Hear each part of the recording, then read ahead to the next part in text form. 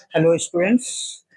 अब हम एक्सरसाइज गणिता मंजरी class 9 exercise 1.2 के क्वेश्चन नंबर 4 करेंगे। इसमें डायग्राम ऑलरेडी हमारे पास पहले से है और इसमें बात ये हो रही है कि जो हमारा अदर रूम है ऑफ द हाउस, ये Riyan's room door leads from the dining room which has the length 18 feet and width 15 feet। तो ये रियान का जो रूम था, ये वाला, यहां से आपका स्टार्ट हो रहा है, इसके डोर से एक डाइनिंग रूम है। The length of the dining room extend from P to A. तो ये जो डाइनिंग रूम है वो पी से ए तक, ए जो डोर था वहां से लेके ये पूरा एक डाइनिंग रूम है जिसकी लेंथ 18 फीट है और जो ब्रेथ है, विथ है, वो 15 फीट है। यानी ये पूरा 18 हो गया और ये 15 हो गया।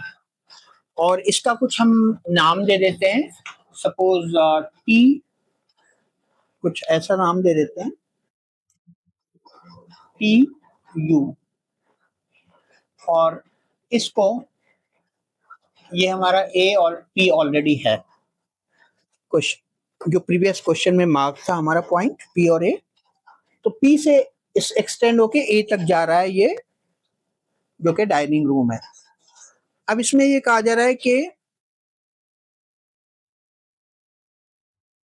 the length of the dining room extends from P to A, sketch the dining room and mark the coordinate of its corner। तो हमारा डाइनिंग रूम जो हमने स्केच किया है वो हमने कर दिया। अब इसमें एक चीज ये कही जा रही है कि इनके कॉर्नर्स भी लिखो। तो कॉर्नर्स लिख लेते हैं। टी का कोऑर्डिनेट क्या होगा? कॉर्नर जब बोला जाए तो यानी उस किसी पॉइंट के की जब बात हो रही है तो उसके कोऑर्डिनेट्स लिखते हैं। जब भी बोला जाए कि फाइंड द कॉर्नर, तो आपको कोऑर्डिनेट लिखना है उसका। तो ये हो गया हमारा। टी का कोऑर्डिनेट क्या होगा? -6,15। ये इसकी 15, इसकी 18 लेंथ है और 15 इसकी विड्थ है, ये 15 तक है। तो ये हो जाएगा -6,15। यहाँ पे -6,-15। ये एक कॉर्नर है। दूसरा कॉर्नर क्या है? 11,-15।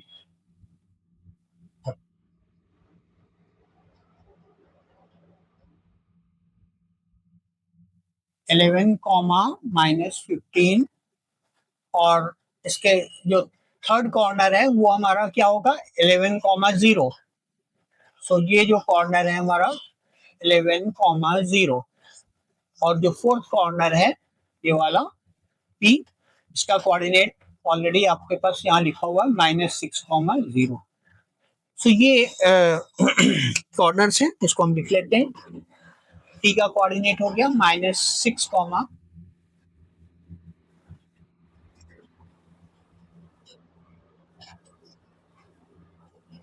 और यहाँ पर आप लिख दीजिए डाइनिंग रूम। ये आपका डाइनिंग रूम हो गया।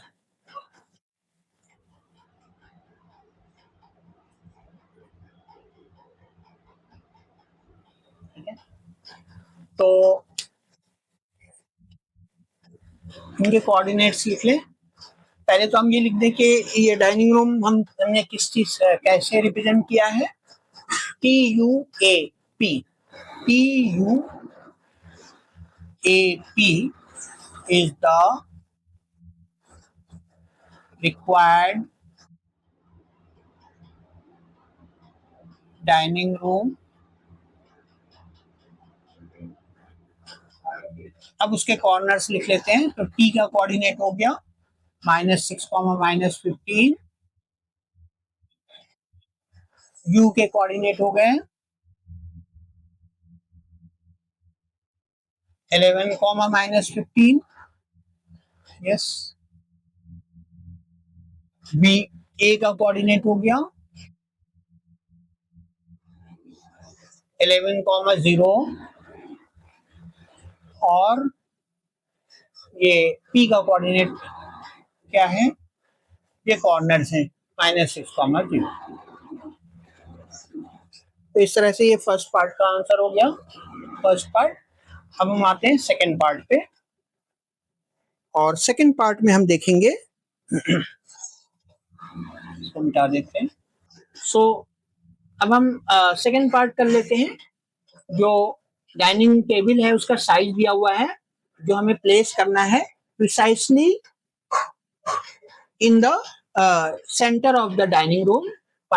उसका साइज दिया हुआ है 5 फीट बाई 3 फीट, और इसे हमें प्लेस करना है बिल्कुल बीचों बीच में डाइनिंग रूम के, जो कि TUAP है। अब हम ये देखेंगे कि इसकी विड्थ कितनी है डाइनिंग रूम की और लेंथ कितनी है। विड्थ हमारी 15 है, तो 15 में से सबसे पहला काम हमें ये करना है कि इसकी जो लेंथ है, डाइनिंग रूम की जो डाइनिंग टेबल की जो विड्थ है वो 3 है, तो हम 3 15 में से ये माइनस कर लेते हैं। ठीक है, 15 माइनस क्या कर दें 3, तो 15 माइनस 3 कीजिए, क्या आया 12, और इसको हम हाफ कर लेते हैं, यानी 6 आ जाएगा। क्योंकि दोनों साइड से हमें स्पेस छोड़ना है इक्वल, तो इसलिए हमने हाफ कर दिया, ये कैंसिल होकर के 6 आ गया। यानी हमें डाइनिंग रूम विथ में कैसे रखना है, 6 यूनिट की डिस्टेंस पे रखना है एक्स एक्सिस से, और इस वाले वॉल से भी 6 यूनिट की डिस्टेंस पे रखना है। यानी हमारा डाइनिंग टेबल जो है वो कुछ इस लाइन पर और इस लाइन पर उसका विड्थ आएगा। अब आते हैं लेंथ के ऊपर। लेंथ हमारा है टोटल कितना है 18, तो 18 में से हमें 5 माइनस करना पड़ेगा। तो हम देखते हैं, लेंथ की बात करते हैं, ये ब्रेथ की बात होगी, ये हमें ब्रेथ के लिए हमने लिया है, ब्रेथ की बात की है। अब हम लेंथ की बात करें, ब्रेथ ऑफ टेबल। ठीक है, स्पेस कितना छोड़ना है वो हम देख रहे हैं। तो ब्रेथ ऑफ टेबल के लिए ब्रेथ वाली साइड से क्या स्पेस हमें छोड़ना है स्पेयर में, वो हमें वो हम निकाल रहे हैं। अब इसी तरह से लेंथ ऑफ द टेबल के लिए देखते हैं क्या स्पेस हमें उसके लिए छोड़ना है। तो लेंथ ऑफ द टेबल के लिए स्पेस हमारा क्या होगा, टोटल यहाँ 18 है, और 18 है और इसकी साइज हमारी 5 है, तो 18 में से 5 को सब्ट्रैक्ट कर लीजिए और उसको 2 से डिवाइड कर लीजिए, तो 13.5 ये आ गया, यानी 6.5 यूनिट, 6.5 फीट कह लीजिए। यहाँ 1 सेंटीमीटर 1 फीट के बराबर लिया गया है, तो यहाँ पर हमने क्या लिया यूनिट इसके लिए, 1 centimetre equal to 1 feet on both axis. तो 6.5 डिस्टेंस हमें यहाँ पर छोड़नी होगी इसके लिए।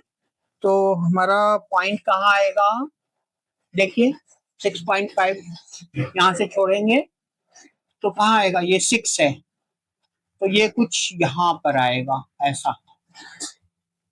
ठीक है, यहाँ पे कुछ आ रहा है, ये और ये 6.5। ठीक है, और जो ब्रेथ है वो हमारी ब्रेथ वाला साइड ये है, और लेंथ की साइज ये रहेगी, ये लेंथ की पोजीशन रहेगी। तो इस तरह से 1 2 3 4 और 5 हो जाएगा। तो अब हम इसको ज्वाइन कर लेते हैं।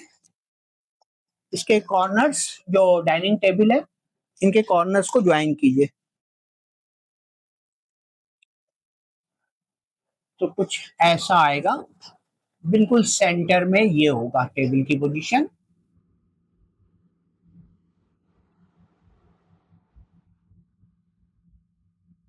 ये इसकी सेंट्रल पोजीशन है, ये डाइनिंग टेबल की पोजीशन है।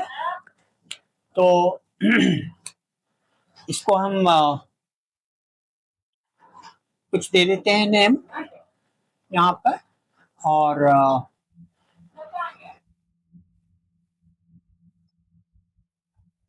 जे दे देते हैं, JKLM। अगर M कहीं इसमें मेंशन नहीं है तो आप M दे सकते हैं। ये हमारी टेबल की डाइनिंग टेबल की पोजीशन है। ठीक है, डाइनिंग टेबल। तो इनके कोऑर्डिनेट्स, कॉर्नर्स के कोऑर्डिनेट्स, इनके फीट के कोऑर्डिनेट्स भी लिखने हैं। तो क्या होंगे, जो हमारा डाइनिंग टेबल है उसको किससे रिप्रेजेंट किया हमने, जे के एल एम जिसके कॉर्नर्स हैं जे,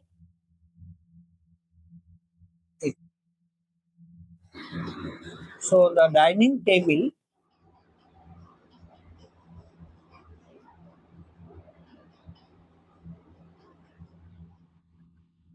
represented by JKLM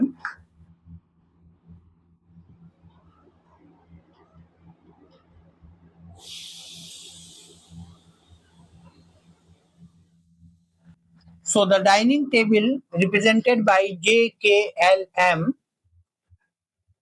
which is placed precisely in the center of the at the center of the dining room. So the coordinate of the corners of JKLM table. So J का coordinate क्या होगा, आप देख लें यहाँ पर J का coordinate कहाँ है, J कहाँ पे आ रहा है 5.5, इस साइड से 5.5 और इधर आ रहा है 9, तो ये कोऑर्डिनेट होगा 5.5 कॉमा -9 सेकेंड, ये फोर्थ क्वाड्रेंट में। इसी तरह से K का कोऑर्डिनेट होगा 5.5 कॉमा -6, ये K का कोऑर्डिनेट है 5.5 कॉमा -6, और फिर उसके बाद L जो हमारा कोऑर्डिनेट होगा L का वो होगा 1 कॉमा -6, ओ सॉरी 0.5 कॉमा -6, ये यहाँ पर है 0.5, तो L हो जाएगा 0.5 कॉमा -6, और जो फोर्थ कॉर्नर है या फोर्थ फीट है उसका कोऑर्डिनेट होगा 0.5 कॉमा -9।